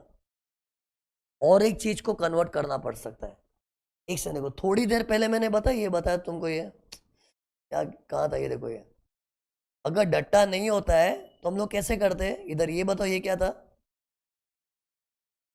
एक्चुअल टैक्स पेड का अमाउंट लेते हैं ना, ये भी इन लोग डॉलर में देते हैं। अरे क्वेश्चन में जैसे ये था ना, actual foreign tax paid, formula में काम लगता है ना, तो बराबर एक्चुअली जो फॉरेन में टैक्स भरा होगा वो तो डॉलर वॉलर में भरा होगा, तो वो भी उसका करेंसी फॉरेन का दिया होगा, उसको कैसे कन्वर्ट करेंगे, ये भी सीखना पड़ेगा। तो डैट डिपेंड्स अपॉन फॉरेन में तुमने टैक्स किस दिन भरा था। जैसे कोई बोले हाँ फॉरेन में हमने अक्टूबर महीने में टैक्स भरा था, ओ अक्टूबर महीने में, तो अक्टूबर का प्रीसीडिंग मंथ सितंबर। और इधर भी month and rate, month and rate, लेकिन कौन सा प्रीसीडिंग मंथ, जब टैक्स भरा था तब। अरे मतलब कन्वर्जन कहाँ कहाँ करना पड़ेगा बताओ। एक तो हेड्स ऑफ इनकम है, जब इनकमों को शामिल करेंगे तब क्या करना है, ये हिसाब से। अरे हेड्स ऑफ इनकम में जब इनकमों को डालना है तो ये नियम को फॉलो करना है, लेकिन लास्ट में जब रिलीफ कैलकुलेट करेंगे जब अपने को एक्चुअल फॉरेन टैक्स देखना है, वो भी अगर डॉलर्स पाउंड्स में दिया है तो उसको इंडियन करेंसी में कन्वर्ट करने के लिए वापस मंथ एंड रेट। अरे तुम लोग मंथ एंड रेट का गाना गाते रहो बस। ये देखो इधर भी प्रीसीडिंग मंथ, बट सी कौन सा प्रीसीडिंग मंथ लेना है वो कॉमन सेंस तुम्हारी अपने आप चलेगी। खाली इतना रट लो, month end month end month end month end month end, खाली 3 जगह ईयर एंड है। इधर एचपी, पीजीबीबी और इफॉस का ये। तुरंत इसका एक सम ले रहा हूं। ये देखो क्वेश्चन नंबर 3 पढ़ो, ये भी सम मेरे साथ सॉल्व करना एक से ना। तो सी क्वेश्चन नंबर 3 देखना। इधर क्या क्वेश्चन में सब फॉरेन करेंसी में अमाउंट दिया, कन्वर्ट करना पड़ेगा। और सी ये जो मैंने कन्वर्जन के नियम बताया ना, सी एक लेवल के बाद क्या है, गवर्नमेंट को एक कॉल लेना पड़ता है। मतलब इसमें कोई को लोग डीपली घुसो सर इसको ऐसा भी तो कर से ऐसा। सी लॉ के लिए ना एक खाली कुछ रूल सेट करके रखना है बस। बाकी ये क्या अंदाज है ना यार, वहाँ डॉलर वॉलर में कन्वर्ट कमाया था, अब फॉरेन करेंसी का रेट तो हर दिन चेंज होते रहता है। लेकिन क्या कन्वर्ट करने के लिए एक बेस बना के रखना है बस। अब वो बेस बनाने वाले ने बना दिया तो खत्म। मतलब इसमें डीपली घुसो मत कि इसको ऐसा क्यों नहीं किया, ऐसा क्यों नहीं।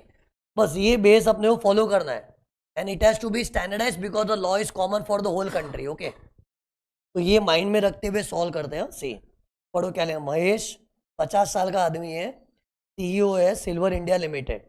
एक से सम की लास्ट लाइन पढ़ो ना पहले, क्या पूछा है।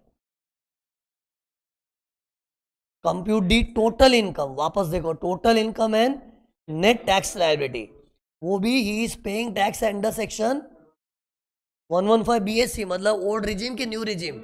ये भी न्यू रिजीम से सॉल्व कर दो। ओके, और देखो इन लोगों तरह तरह की रेट ऑफ एक्सचेंज दी है। ये बाय द वे इंस्टीट्यूट का ही सम है, लेकिन आरटीपी में आया था एक बार, मुझे बहुत पसंद आया। मतलब जनरली क्या है, इंस्टीट्यूट के एक्चुअल एग्जाम के क्वेश्चन है ना, उसमें सब रुपीज में ही दिया हुआ रहता है जनरली है। जनरली एक आध पेपर में उन लोग ने डॉलर वॉलर में दिया है, लेकिन ये सम तो ऐसा था ना, भर भर के डॉलर्स वॉलर्स में अमाउंट दिया है, आरटीपी का है। तो पसंद आया इसलिए मैंने सम ले लिया पूरा। ये तो इतनी सारी रेट ऑफ एक्सचेंज है, और बच्चों की गड़बड़ क्या होगी, गलत रेट ऑफ एक्सचेंज ले लिया तो खत्म। ओके स्टार्ट करो अभी। एक और चीज बता देता हूँ, ये पढ़ लो ना खाली, पढ़। India has DTAA. See actually मैं अपना मेंटल प्रिपरेशन कर रहा हूँ, पूछा क्या है टोटल इनकम और टैक्स और डट्टा है, तो मेंटली आई एम प्रिपेयर्ड कि अभी किस नजरिए से सम को देखना है। ओके पढ़ो पहले क्या लिखा है, his income in India. See India वाली इनकम को है ना डबल टैक्स होता है कि नहीं होता है, नहीं होता है।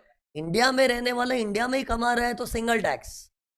ये जो लिखा ना, ये देख, ये चीज इधर तकलीफ होगी डबल टैक्स से, क्योंकि ये इनकम कहां से आ रही है, कंट्री ए मतलब फॉरेन से।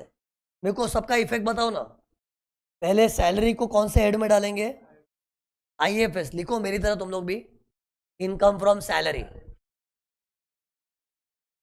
अरे ये लिख के रखो तुम लोग, ताकि तुम लोग को रिवाइज करने याद आएगा कि हाँ सब हेड का नाम ऐसे साइड साइड में लिखते थे सर ऐसे। Tell me before standard deduction है, तो स्टैंडर्ड डिडक्शन लेना कितना, न्यू रिजीम में 75,000।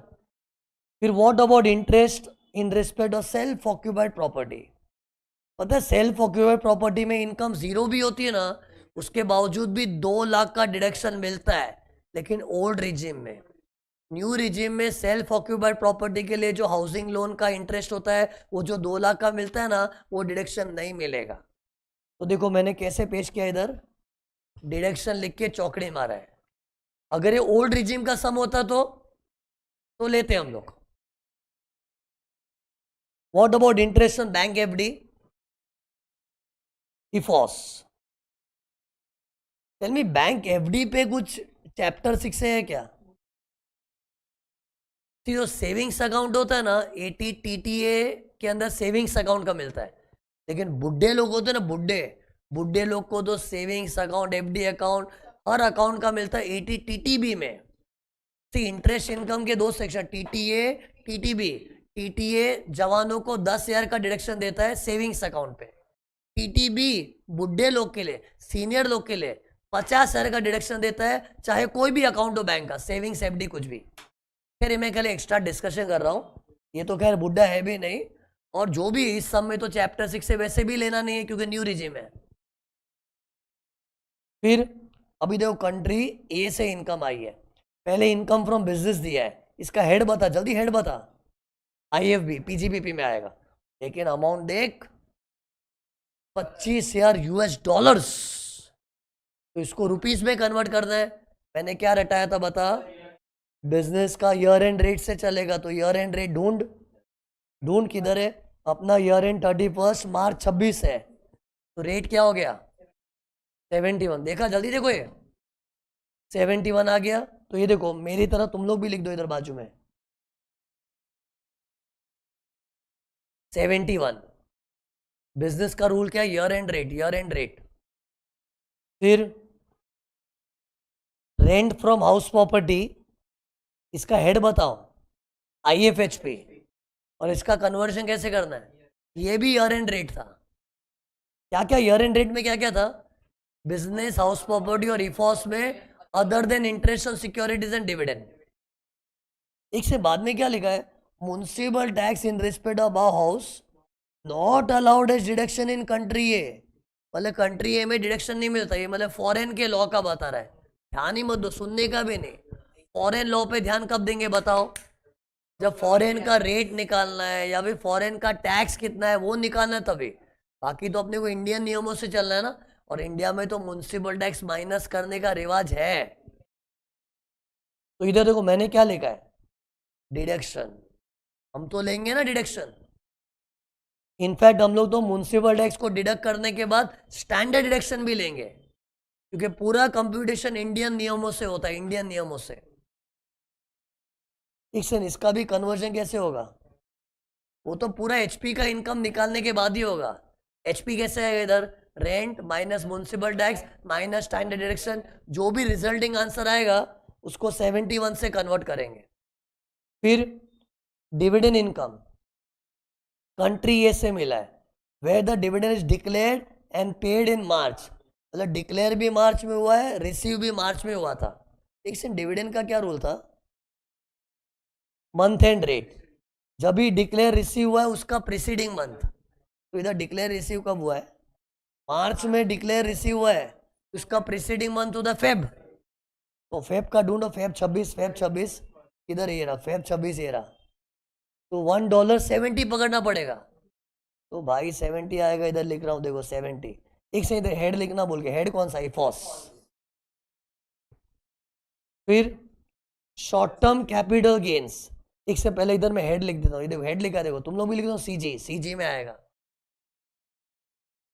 5,000 यूएस डॉलर, क्या बेच के कमाया, shares of company registered in country A, तो ये तो फॉरेन कंपनी का शेयर है, ठीक, अगर कंपनी ही फॉरेन की है तो उसका शेयर बेचा तो गेन्स अक्रूड इन फॉरेन, उससे क्या फर्क पड़ेगा, ये तो रेसिडेंट है ना। ये देखो ये आदमी कौन है, एनआरए के रेसिडेंट, रेसिडेंट, और रेसिडेंट को तो वर्ल्ड इनकम पे टैक्स आता है, लेकिन पता है कोई एनआर होता है तो अपने वो सब सोचते हैं, अरे ऐसे में खाली बात क्यों छिड़ी, क्यों इधर लिखा था ना ये कंपनी फॉरेन की कंपनी है, तो जनरली क्या फॉरेन की कंपनी का शेयर बेचते तो capital gain accrues in foreign, लेकिन देसी लोग को फर्क नहीं पड़ता, देसी लोग को वर्ल्ड इनकम दिखानी है, और ये आदमी तो रेसिडेंट है ना। फिर सेल प्रोसीड को भी उसने कहाँ डाला है, ले ये तो पैसा भी फॉरेन में जमा किया है, मतलब इनकम अक्रू भी बाहर हुई है, रिसीव भी बाहर हुई है, लेकिन because I am a resident world income का रिपोर्टिंग होगा, मतलब ये बातों में जाना नहीं चाहिए अपने को। ओके, ये सब बातें कब मायने रखती है, एनआर के लिए, क्योंकि एनआर के लिए तो जो इंडिया में अक्रू हुआ है, इंडिया में रिसीव हुआ है, उसी का टैक्स आता है ना, और जनरली डबल टैक्सेस सब में रेसिडेंट ही इन्वॉल्व होता है। अरे रेसिडेंट डबल टैक्सेस सब में ऐसा क्यों ना, रेसिडेंट ही इन्वॉल्व होता है, तो रेसिडेंट ही बेचारा इधर भी इंडिया में मर रहा है वर्ल्ड इनकम का, और वो लोग भी टैक्स मार रहे है ना। एनीवे ये सब इधर लिखा है इसलिए बात कर रहा हूं, बाकी सिंपल कैपिटल गेन है, इसको कन्वर्ट कैसे करना है, month and rate. Capital gain हुआ कब था, एक्चुअली मार्च में हम लोग ने पैसा बैंक में जमा किया था, तो will assume capital gain arise भी मार्च में हुआ था, एक ही तो डेट है मेरे पास और कोई चारा नहीं है, और मार्च के पहले क्या था, फरवरी, फरवरी का रेट क्या था, वो एक से इधर सब में थोड़ा प्रिंटिंग मिस्टेक है, वो गलती से 29 फेब लिखा है, देखा वो, मेरा भी ध्यान अभी गया, अरे 28 फेब, वो ठीक है समझ जाओ ना, ये 28 फेब होना चाहिए, जो भी है 70 रुपीज है ना, तो इसको कन्वर्ट कैसे करूंगा, 70 लिख दो, 70 है। फिर नीचे पढ़ो क्या लिखा है, India has data and the tax paid in country A is eligible for tax credit, मतलब इंडिया में रिलीफ मिलेगी, वो तो पता ही है ना, डट्टा है तो रिलीफ मिलता ही है। The fiscal year for income tax is the same both in India and country A, मतलब दोनों कंट्री में अप्रैल टू मार्च का सिस्टम है। Rate of tax is 20% in country A in respect of all income, मतलब सब इनकम का rate same है, तो यही एवरेज हो गया। अरे नहीं तो पिछले समय क्या था, याद है पिछले डिविडेंड इनकम पे 10% था, बाकी सबका 20, तो एवरेज भी निकाला था, अरे अभी अभी तो किया सम, लेकिन इधर तो क्या है, हर इनकम का रेट 20 है, तो एवरेज फॉरेन रेट 20 है। बट बाय द वे एक बात बताओ, अपने को इधर एवरेज फॉरेन रेट नहीं चाहिए, अपना डट्टा है, और डट्टा होता तो फॉर्मूला क्या है, अमाउंट्स के बीच में विचर इज लेस करते हैं, अमाउंट्स के बीच में, डट्टा नहीं होता तो परसेंटेजेस का विचर इज लो करते हैं, ओके। इधर तो अमाउंट क्योंकि डट्टा है ना। फिर बाद में ये क्या लिखा है, income tax was paid in March in, sorry गलती से बोला, इन 25 मई 26 इन कंट्री ए, ये 25 मई को क्या किया था, टैक्स पे किया था, अरे तो कन्वर्ट करने में काम आएगा ना, सी फॉरेन में टैक्स भरा होगा डॉलर में, और फॉरेन में टैक्स भरा हुआ अपने को फॉर्मूला में काम आता है, अपना फॉर्मूला क्या है, एक्चुअल फॉरेन टैक्स पेड और W into rate which is less, तो इसको कन्वर्ट कैसे करेंगे, पहले तो टैक्स निकालना पड़ेगा, फॉरेन में भरा कितना है, तो फॉरेन में जो डॉलर में दिया ना, डॉलर में उसमें 20% भरा होगा, वो डॉलर में का आंसर आएगा, फिर उसको रुपयों में कन्वर्ट कैसे करेंगे, बताया था ना मैंने यार, क्या बताया था, बढ़ो नीचे, foreign tax paid month and rate से कन्वर्ट होता है, कौन सा month and, preceding the month when tax is paid, देखो टैक्स इज पेड, और इधर टैक्स इज पेड कब था, मई, तो मई के पहले क्या आता है, अप्रैल, तो अप्रैल का रेट क्या है 72, तो इधर 72 आएगा, ये दो लिख के रखा है मैंने, 72 कहाँ से है समझा ना, अप्रैल को पकड़ा है, अप्रैल क्योंकि हमने टैक्स वहां पर मई में पे किया था, ओके। तो सम की सारी डिटेल्स पढ़ ली ना, अब उसको सॉल्व करना है, तुम लोग खाली देखते हो मैं कैसे कर रहा हूँ, लुक हियर, लुक आंसर का हुलिया देखो, देख कम ऑन हिम्मत रख। क्वेश्चन 3, पहले 5 हेड्स ऑफ इनकम, फिर बाद में आएगा सटक लटक विनिंग्स बैलेंस, अरे फॉर्मेट ही रट लो ना ये, ओके। पहले बताओ इनकम फ्रॉम सैलरी है क्या, कितना था बोल जल्दी, सैलरी कितना था 23 लाख, लेकिन स्टैंडर्ड डिडक्शन काटने के बाद कितना हो जाएगा, चेक कर दो मैंने सही लिखा है 20 to 25। फिर इनकम फ्रॉम हाउस प्रॉपर्टी, एक से है ना, सुन सुन शांति शांति, इधर देख, हाउस प्रॉपर्टी के हेड में दो चीज है, self occupied property, late out property, LOP SOP, तो एसओपी कुछ नहीं, जीरो दिखाएंगे, ये तो पता है ओल्ड रिजिम में सेल्फ ऑक्यूपाइड प्रॉपर्टी का नेगेटिव आंसर दिखा सकते हैं, सेल्फ ऑक्यूपाइड प्रॉपर्टी में इनकम तो होती नहीं है, उसके बावजूद भी हाउसिंग लोन इंटरेस्ट माइनस करने मिलता है, लेकिन ओल्ड रिजिम होगा तो, लेकिन न्यू रिजिम में सेल्फ ऑक्यूपाइड प्रॉपर्टी को इंटरेस्ट का डिडक्शन नहीं मिलेगा। लेकिन एक से मैं बताना क्या चाह रहा हूँ, क्वेश्चन में एक प्रॉपर्टी के दो प्रॉपर्टी है, दो, एक सेल्फ ऑक्यूपाइड और एक लेट आउट प्रॉपर्टी, उसी मेरा प्रेजेंटेशन देखना, look here, self occupied property, late out property, दो हिस्से में दिखा है। सेल्फ ऑक्यूपाइड प्रॉपर्टी का देखो अमाउंट क्या है, nil, not allowed under new regime. Let out property कैसे किया बताओ, देख के बताओ, 400-500 का रेंट था डॉलर्स में, म्युनिसिपल टैक्स काट 450, फिर स्टैंडर्ड डिडक्शन 30% काटो, कैलकुलेटर फुर्ती रखो ना यार, 400-500 में से 450 माइनस किया तो आंसर आ गया 4050, उसमें से 30% स्टैंडर्ड एक्शन कट किया, तो जो भी डॉलर में आंसर है, डॉलर डॉलर डॉलर, उसको रुपयों में कन्वर्ट करेंगे $1.71 से। अरे कैलकुलेटर पे आंसर ला तो मजा आएगा। क्या है आंसर?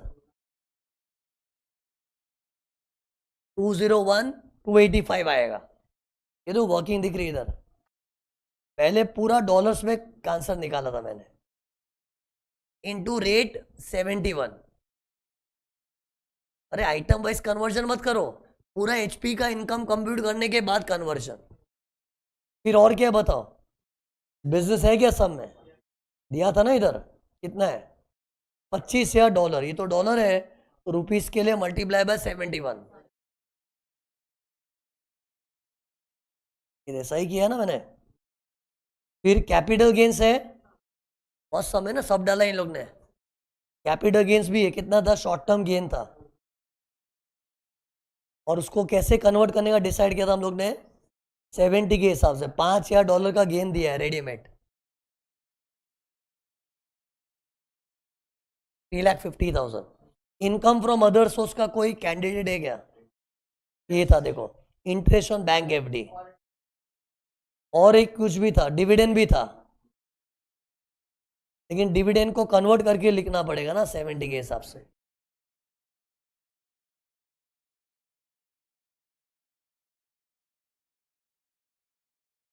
बराबर है। ईफॉस आ गया, gross today income 54 lakh something. Chapter 6 से का दुकान बंद है, क्यों? न्यू रिजिम है ना, इसलिए। Final answer same. अब इसके बाद क्या होगा? सटक लटक विनिंग्स बैलेंस, सटक लटक विनिंग्स बैलेंस। तो बताओ, सटक लटक में सटक, ये क्या था? सटक जी अंडर 111 ए। अरे इधर इक्विटी शेयर्स का शॉर्ट टर्म था ना, ये देख शेयर्स बेचा है, लेकिन इस पे एसटीटी नहीं भरा होगा। कैसे मालूम पड़ा?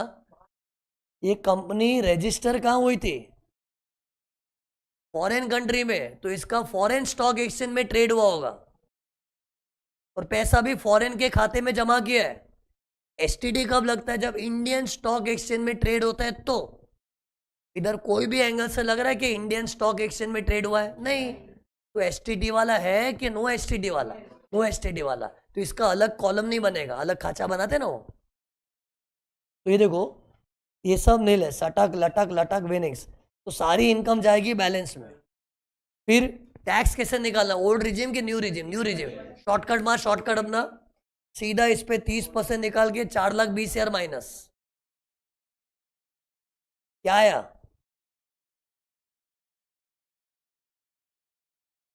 12,04,387। अरे सीधा 30% निकाल के 4,20,000 माइनस। शॉर्टकट अपना 4,20,000 का। सरचार्ज भी आएगा, क्योंकि ये देख इनकम 50 लाख के ऊपर है, तो सरचार्ज ले लो 10%। फिर हेल्थ एंड यूसेज भी आ जाएगा। तो यहाँ तक तो सब ठीक है। अब करना है रिलीफ अंडर सेक्शन 90। क्यों लिखा मैंने 90? डट्टा है तो 90 लिखेंगे, डट्टा नहीं है तो 91। ओके, अब इसको सॉल्व कैसे करना बताओ? फॉर्मूला बोलो। Doubly taxed income into average Indian rate compare with actual foreign tax का अमाउंट से कंपेयर करेंगे। ये देख फॉर्मूला सामने बैठा है ना। चलो अब मेरी मदद करो तुम लोग, ये निकाल के बताओ, हिम्मत है तो। एक काम करो, एवरेज इंडियन रेट पहले निकाल दे, सिंपल है। एवरेज इंडियन रेट कैसे निकालेंगे? एकदम फाइनल टैक्स अपॉन एकदम फाइनल वाली इनकम। एकदम फाइनल टैक्स कितना है? 1376,675, और एकदम फाइनल वाली इनकम ये थी अपनी। इसको डिवाइड करके परसेंटेज में कन्वर्ट करो, क्या आया? 25 पॉइंट, चेक कर लो ना एक बार, सही है। 25.44 आ गया average Indian tax rate. Okay, अब है ना सबसे बड़ा इधर गड़बड़ होता है बच्चों का, कि मेरे एक्सपीरियंस का भरोसा को सब लोग लफड़ा किधर करते हैं? डबली टैक्स्ड इनकम में। एक से मेरे को इसकी थियरी बताओ ना, क्या थी? अरे डबली टैक्स नहीं सुन रहे लोग यार, मेरे को आंसर नहीं चाहिए, एक मेथड चाहिए। डबली टैक्स्ड इनकम में अपनी नजरें किस पे होनी चाहिए? फॉरेन वाली इनकम। ये फॉरेन वाली बेचारी वहां भी मर रही है, इधर भी मर रही है, तो नजरें फॉरेन इनकम पे होनी चाहिए। और ऐसे आंकड़े लो जो वहां भी मर रहा है, इधर भी मर रहा है। जैसे पिछले सब में गिफ्ट था ना, गिफ्ट तो एक ही जगह मारा था ना, तो नहीं लिया था। और नियम कौन सा, फॉरेन लॉ की इंडियन लॉ? इंडियन लॉ के हिसाब से करना है। तो कर, अभी ट्राई करो तुम लोग, मैं रुकता हूं।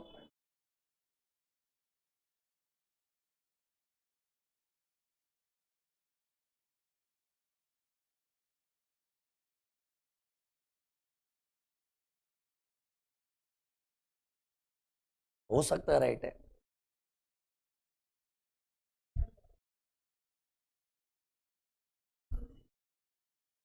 सोल्यूशन देख के बोल रहा है, देख के बोला। ठीक है चलो, एक सेकंड लुक, मेरा तरीका देख लो ना एक बार, मेरा तरीका देख लो ना यार।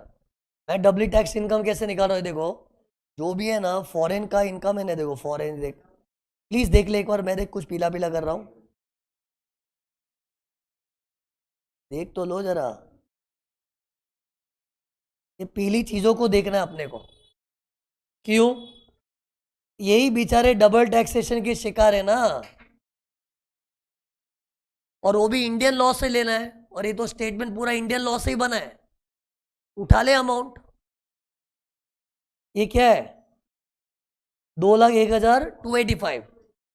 ये कितना है, 17,75,000। कैपिटल गेन कितना है, 3,50,000 है।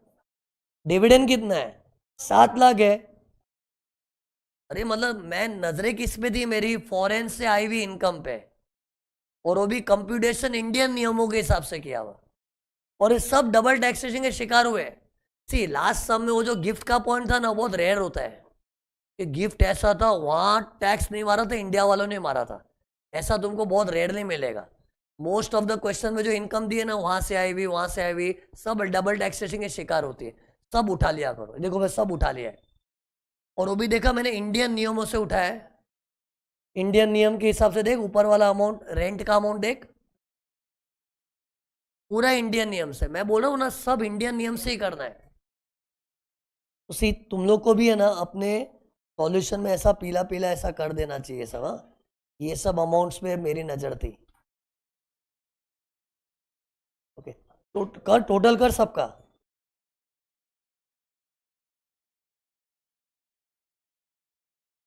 फिर सुनो, बाई चांस ऐसा हुआ ना, सुन, ये दो 4 गोले दिख रहे हैं, इन चारों को कुछ चैप्टर 6 से भी मिला होगा, कोई स्पेसिफिक चैप्टर 6 से, वो भी काट। जैसे कुछ है नहीं इधर, लेकिन मैंने जिन 4 लोग को सिलेक्ट किया है ना, सिलेक्टेड लोग को देखो ना, उनका कोई स्पेसिफिक चैप्टर 6 है खास उनके लिए, वो भी कट करो। उनके सामने कोई लॉस वहां का सेट ऑफ किया है, वो भी एडजस्ट करो। अरे मतलब वो कंप्यूटेड फिगर लेना है, doubly tax will be the computed figure after netting off the set off and chapter 6 से। कि मेरे सब में चैप्टर 6 से नहीं, लेकिन मैं कहना क्या समझ रहे हो ना, कि नेटिंग ऑफ करने के बाद, तो ये देखो मेरे माइंड में चला तो ये ले लूँ, ये ले लूँ, ये ले लूँ, ये ले लूँ, फिर ये भी चेक करूँगा इसके सामने कुछ काट पीट हुआ था क्या, मतलब इन चारों के सामने, हाँ तो नहीं, तो पूरा उठा लिया। ओके, एक सम में इन लोग डाला था, सुन जल्दी देखिए, एग्जाम का सम बता रहा हूँ लुक। जैसे मान लो ये डिविडेंड के बदले है ना, रॉयल्टी फ्रॉम बुक्स था, रॉयल्टी फ्रॉम बुक्स, बुक्स की रॉयल्टी के लिए 3 लाख का डिडक्शन मिलता है 80 QQB में। तो सोच अगर ये रॉयल्टी होती 7 लाख की, सुनना, तो क्या हुआ होता, किताबों की रॉयल्टी का 3 लाख मिलता है। खैर न्यू रिजीम में तो चैप्टर 6 से होता नहीं, मेरे को भी पता है, लेकिन एक बार एक काल्पनिक चीज है, कल्पना करो, ऐसे इमेजिन करो कि अगर ओल्ड रिजीम का सम होता, सम में कुछ रॉयल्टी जैसा होता, तो उसके लिए तो हमने 3 लाख का खाचा बनाया होता डिडक्शन का, तो नेट करके करना चाहिए। सी जब ये डबली टैक्स का आंकड़ा निकालते हैं ना, ये पूरा कंप्यूटेड फिगर होना चाहिए इंडियन नियमों के अनुसार। तो वहां से कोई रॉयल्टी इनकम भी आई होती वहां से, तो वहां से आई हुई डबली टैक्स हो रही है, लेकिन उसमें 3 लाख कट करने मिलता है, तो कट करके इंडिया वाला टैक्स मारा है ना, तो वो नेट करना चाहिए। जैसे जैसे एक सब में था ना, वहां से इनकम है लेकिन बिजनेस लॉस था, वो एडजस्ट हो गया ना। एनीवे इधर ऐसा कुछ है नहीं, इधर तो जो सीधा सीधा अमाउंट है, टोटल मारो ना क्या है चारों का, फिर इनटू मल्टीप्लाई बाय क्या, 25.44%। कैलकुलेटर रेडी रखो। ये देखो ये आया था 30, 26, 285 doubly taxed income multiply by the percentage, तो ये आंसर आ गया। आया ना आंसर। फिर एक्चुअल फॉरेन टैक्स पेड, अब ये कैसे निकालेंगे? फॉरेन में एक्चुअली कितना टैक्स भरा है। अब फॉरेन का टैक्स फॉरेन के लॉ के हिसाब से, अरे फॉरेन में तो जो टैक्स भरा होगा वो तो फॉरेन लॉ के हिसाब से ना। अब दिमाग में ना फॉरेन लॉ एक्टिवेट हो जाना चाहिए, फॉरेन लॉ फॉरेन लॉ। तो बताओ फॉरेन में हमने क्या क्या चीजों का टैक्स भरा है? रेंट पे टैक्स भरा है, लेकिन फॉरेन में रेंट में पूरे रेंट पे टैक्स भरा होगा और डॉलरों में भरा होगा, डॉलरों में, तो डॉलरों में निकाल। तो बताओ फॉरेन में हमने 400-500 के रेंट पे टैक्स भरा था। तुम लोग पीली पीली चीज देख रहे हो ना, पीली पीली चीज, हाँ समझा ना। मैं स्टैंडर्ड डिडक्शन वगैरह क्यों नहीं ले रहा हूँ? क्योंकि मुझे चाहिए फॉरेन में कितना भरा था, तो फॉरेन के नियमों से ही भरा होगा ना। तो 400-500 कैलकुलेटर पे लो ना। फिर और फॉरेन में क्या टैक्स भरा है? बिजनेस इनकम 25,000 था, पूरा डॉलर में चाहिए। कैपिटल गेन 5,000 था और 10,000 का डिविडेंड था। इन सब के ऊपर हमने 20% टैक्स भरा है। क्वेश्चन में लिखा था हर इनकम का रेट 20 है, लेकिन गौर कर रहे हो मैं इंडियन नियमों के हिसाब से वाला अमाउंट ले रहा हूँ कि फॉरेन लॉ? Foreign law. मैंने तुमको स्टार्टिंग में रिपीट कर करके बोला है। तो निकाल 20%, बट वो डॉलर है, उसको कन्वर्ट कैसे करना है? देखो हमने ये टैक्स वहां कब भरा था? नहीं नहीं, 25 मई को भरा था, 25 मई। तो मई का पहला महीना अप्रैल, वो अपने सिलेक्ट करके रखा है। तो 72 से मल्टीप्लाई करो करो, ये देखो 640,800। एक्चुअली फॉरेन का इतना इनकम था, उस पर रेट ऑफ टैक्स 20% था और कन्वर्ट किया 72 के हिसाब से, तो आंसर ही आ गया। फिर दोनों में से विचर इज लेस चाहिए ना, ये देखो ये दो फिगर है, तो दोनों में से लोअर क्या है? 640, 800, तो इतने का रिलीफ मिलेगा। 640, 800 इधर माइनस। फाइनल आंसर लास्ट में 0 नहीं है ना, तो राउंड ऑफ करना पड़ेगा। तो नियरेस्ट 10, 875 को 880 कर दिया लास्ट में। ठीक है, ये क्या था? क्वेश्चन नंबर 3 था, क्वेश्चन 3। एक और सम अभी करूंगा, ये करना पड़ेगा।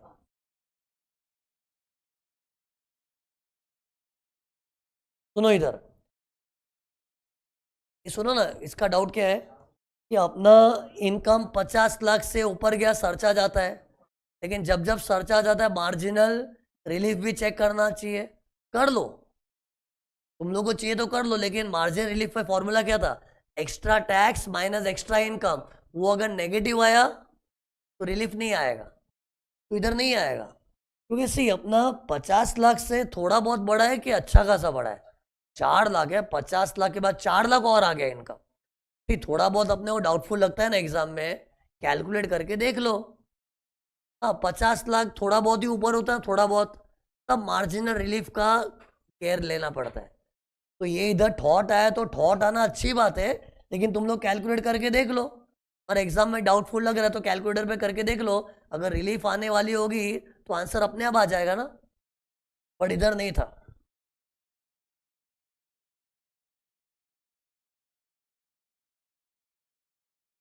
बराबर। सी लुक हियर, ये देखो उसका डाउट क्या है, ये देखो कि इधर अपने को इंडिया में सैलरी वैलरी मिला है, उसका तो टीडीएस कट गया होगा ना। सैलरी का टीडीएस का सेक्शन पता है? मैंने पढ़ाया था तुम लोगों को, मेरे साथ बिताया वक्त, याद है कि नहीं? सेक्शन 192 था ना, टीडीएस ऑफ सैलरी। तो उसका डाउट क्या है? सर सैलरी का तो टीडीएस कट चुका होगा ना, तो उसका क्या? तो सी टीडीएस कट चुका है वो सब है ना, कहाँ एडजस्ट होता है बताओ, कहाँ एडजस्ट होता है? फाइनल में एडजस्ट होता है ना। लेकिन वो कब करना चाहिए? क्वेश्चन में ऐसा पूछा हो ना, calculate tax payable, payable word लिखा होगा तो करो, ओके। और अगर ऐसा बोला होगा टैक्स लायबिलिटी, लायबिलिटी, तो वो नॉलेज मत दिखाओ, इधर देखो सब में क्या पूछा था, लायबिलिटी, लायबिलिटी पूछा था। कोई बोले सर नेट क्यों बोला, वो नेट मतलब डबल टैक्सेशन का रिलीफ एडजस्ट करके, ओके। और लायबिलिटी वर्ड बोला है मतलब अपनी टोटल लायबिलिटी कितनी आ रही है। और इधर नेट मतलब not net of the TDS, net of the double taxation relief, क्योंकि डबल टैक्सेशन का क्वेश्चन था ना ये। लेकिन सब में ऐसा बोला टैक्स पेएबल निकाल, पेएबल, तो टीडीएस वीडीएस का थोड़ा अपने को नॉलेज दिखाना पड़ेगा। ऐसा भी सम आएगा, ऐसा सम है, तुम लोगों को होमवर्क दूंगा ना, हिंट दे रहा हूं, उधर कुछ आने वाला है। तो सी टैक्स लायबिलिटी पूछा है ना, तो अपना कोई टीडीएस कटा होगा, वो सब नॉलेज दिखाने की जरूरत नहीं है। लेकिन सब में ऐसा पूछा हो तो क्या, टैक्स पेएबल, पे कितना है करना है, बोल उसको पे कितना करना है, लायबिलिटी मत बता उसको, पे कितना करना है। तो पे तो हम टीडीएस एडजस्ट करके पे करते हैं ना, तो ऐसा कहीं लिख दो, पेएबल पूछा है तो एडजस्ट टीडीएस, लायबिलिटी पूछा है no need to adjust TDS. लेकिन से इंस्टीट्यूट ने एक दो बार उल्टा सीधा भी किया, कोई कोई सब में ना ऐसा एक आध बार हुआ है, लायबिलिटी पूछा है तो भी टीडीएस एडजस्ट किया है, ऐसा एक आध बार हुआ है। लेकिन तुम लोग एक स्टैंडर्ड रूल बना के रखो ना, लायबिलिटी वर्ड पूछा, लायबिलिटी निकाल, तो टीडीएस एडजस्ट हुआ, वो सब दिखाने की जरूरत नहीं है। पेएबल वर्ड करके आया तो दिखाओ।